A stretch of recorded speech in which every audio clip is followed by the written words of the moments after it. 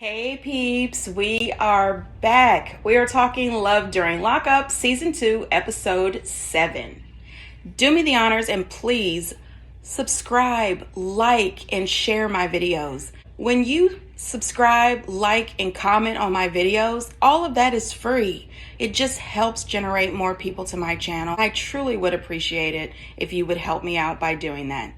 Now on to the show. The show starts off with Haley and Dalton. You know, Haley is still reeling from finding out that Dalton is a really good con man. Well, I don't know if he's really good because she's really gullible and naive. But anyway, he has been conning her. So she has decided that she's going to drive up to the prison to see if she can have a same-day visit so that she can confront him face to face. I said, girl, please, what you should do is block him on everything. Your phone, your email, everything. Return the sender any cards or letters that he might send to you. Just be done with this dude, period. You don't need to go see him face to face. One of the producers talked to Dalton and they asked him, does he keep in touch with his exes? And this dude says he doesn't really want to talk about it. And I said, now this is the second episode that the producers have asked him valid questions and he keeps saying that he doesn't want to talk about it. You sound like a con man liar. You don't want to talk about the stuff that involves this woman's money, this lady's heart, and being honest. You're a common criminal. They even asked him directly, was he holding anything from her? Was he keeping any secrets? And it was just crickets. No comments. Okay, these people are producers, not prosecutors. You could answer this question. So Haley's not able to get the same day visit with him. So he ends up calling her on the phone. And it's so crazy because he wrote her this letter and she says, oh my gosh, he's so good with words. And yeah, if you're gullible, naive, and crazy, this dude is not good with his words. Come on now. I've seen better. I've spent $20,000 on you, dude. I mean, isn't that what you're supposed to do? If somebody's in jail, you're supposed to take care of them. That's what you signed up for, baby. You knew that from the jump. Did you ask me for money for an ex-girlfriend? No, this is ridiculous. I don't want any kind of money from you at all. Oh, you ask me for money every day. You are delusional. I gave you more money than my own child. I hope you don't get out of prison because that's where you belong, mother. You, I don't love you anymore. So you know what? The fact that this dude told her, isn't that what you're supposed to do? She's supposed to spend $20,000 on you and not spend $20,000 bettering her son's life? Boy, get the hell out of here with this. He is a straight up bitch. And on top of all of this, I blame Haley so much because everybody that she knows pretty much has been telling her, don't give this dude your money. You're wasting your time on him. Even his own mom. You know, if someone's mother tells you that their child is using you, that their child should not get any money from you, you should not give them money. He says that he loves her and all of this stuff. No, you don't love her. You love her money. You ought to be very thankful that Buzz cares enough about her to investigate this guy and be supportive of her. Right now she's sad, she's devastated, she's embarrassed. That's all facts. You should be a little bit embarrassed. You should be sad about this, but this is a blessing. Get rid of him. Hold on to the little bit of coins that you have left and try to make better money decisions. I am really proud that she told him to F off. And I hope that she keeps that same energy. Do not allow this dude to continue to call you and try to talk to you. Don't do it. Move on with your life and take care of Hendrix.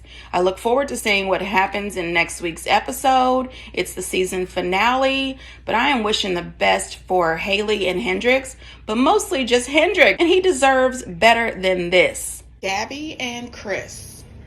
So it turns out that Gabby and Chris's sister Essence are just not getting along. Ever since Essence was honest with her and told her that her and the rest of the family believe that she's a gold digger, there's no friendship here.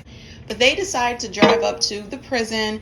They get there at about 7 o'clock in the morning. Around 11:30, one of the correctional officers comes out to let them know that Chris is not getting out of jail.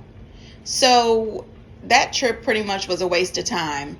On their way back home, they get a call from Chris's mom saying that she found out that Chris is being released the next day.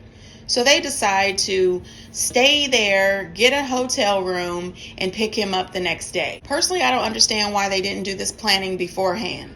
Why didn't they call the correctional facility and get the information the day before that? Why waste the time, the money, the energy, and the gas to drive up there to hang out and spend the night with Chris's chain-smoking sister? She makes this comment that she's going to go home and get pregnant immediately.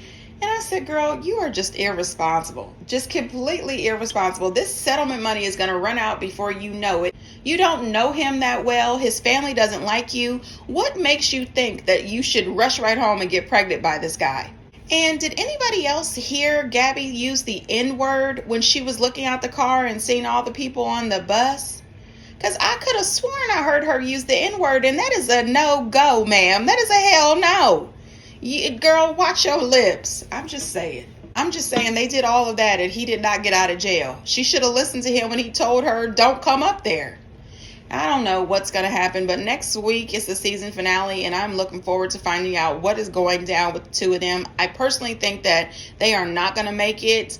They are not going to work, but we'll see what happens. Andy and Harry.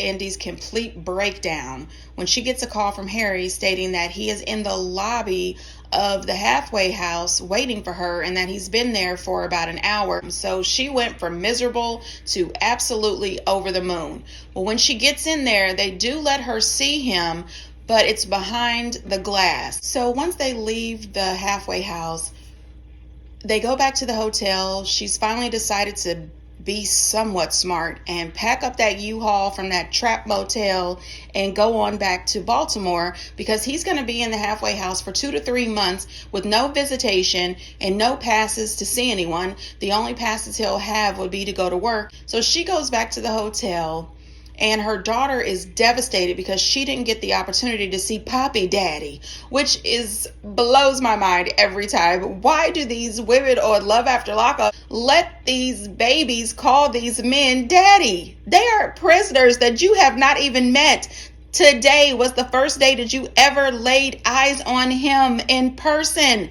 and this little girl is already calling him Poppy Daddy. It's just too much. Anyway, his family comes out to see her, and the first thing she brings up is that her psychic told her that there would be turbulence. Everybody is looking at her as if she has just grew a second head. I don't understand why she doesn't realize that speaking to people about how you let your psychic make major decisions in your life is not ridiculous. How do you not see this? Please quit bringing up your psychic when you talk to people. Just stop doing it. His family thinks that she is absolutely a complete nut job who is moving way too fast. She kept expressing to them that they were going to get married. She was going to go home and start planning this wedding. And even though things are rushed, this time she's going to have a plan. And his mom, she feels the same way as the rest of us. My son should be a psychiatrist because he always picks the craziest ones. Listen, I agree. She could truly use some mental health help. The woman is almost 30 years old, and she is very lucky that she has her family and that her family's willing to go on this crazy train with her, because I'm telling you right now, my family would have shut it down, and they would have shut me down instantly. My mom would not have traipsed out to Canton, Ohio with me. She would have grabbed my daughter and said, listen, if you want to be a nut by yourself. You are not taking my grandbaby. It's not happening. Girl, she is blessed. You know, Harry's family did the best they could to try to just gently but clearly knock some sense into Indy's head, but she's still full speed ahead, stuck on dumb. Girl, Harry's family was not really happy to see that she had her daughter calling him Poppy Daddy. His sister said, why would she let her call him Poppy Daddy when he's not her father and they don't really even know him? Listen, I don't know how they think this relationship is going to work out, and I don't know why they think that they're about to be married. It's just not going to happen. One thing I am going to say is when Harry FaceTimed her for the first time and his whole family was there. Now, even though I think that Indy is nuts and Harry is running a game on her, I smiled because he had the biggest smile, and his family, they were all so excited and happy to see him. So I was smiling too like an idiot, but I'm not fooled. It's time for her to get some mental health help and to settle down back in Maryland with her family. Ty and Hottie. So right after the fight, you see Ty at home. She says this is the first time she's ever fought a girl over a man. Somehow I don't believe that.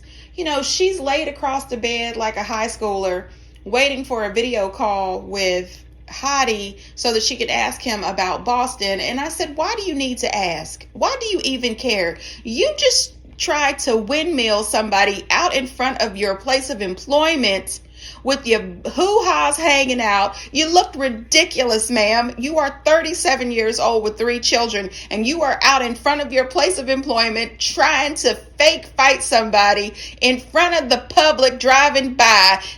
You're an adult on national TV doing this, embarrassing the hell out of your kids. Not to mention when you had that segment with you and Umberto. How did you allow somebody to film you like that? That could not have waited until the Love After Lockup people left. Your children are going to see this. If they don't see it, their classmates will. You are an embarrassment, ma'am. Think about your kids first.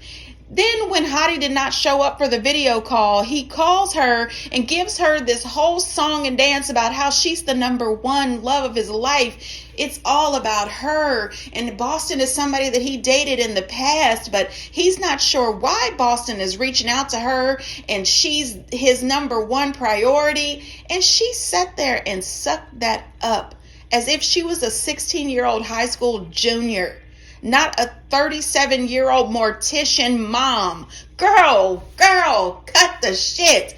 Next thing you know, we find out that Hottie is giving this same speech, the exact same words, to Boston.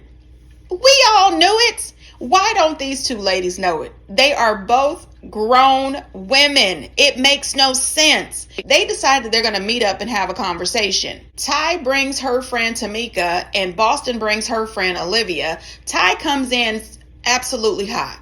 She's pretty much talking about Boston's friend is irrelevant. She needs to fix her weave. You need to mind your business and see if you can get a mental health appointment. I'm just saying, next thing you know, she realizes Boston is wearing this sweatshirt that she wanted of Hottie's, and she said it was sold out. And I wanted to know, who the hell is buying these shirts? And how many did they have to start with? 3? One for her, one for his mama and his homeboy. Girl, come on now. Nobody wants that damn shirt. She's saying that she's been asking him for this shirt or sweater for the last 2 months and can't get one. They go back and forth about who's his number one and what are you doing in his life. And Boston says that she's been with him for 11 years, but earlier she said she was with him for 12 years.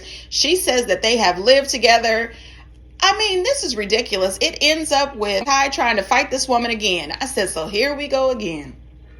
You out in public trying to fight this woman again.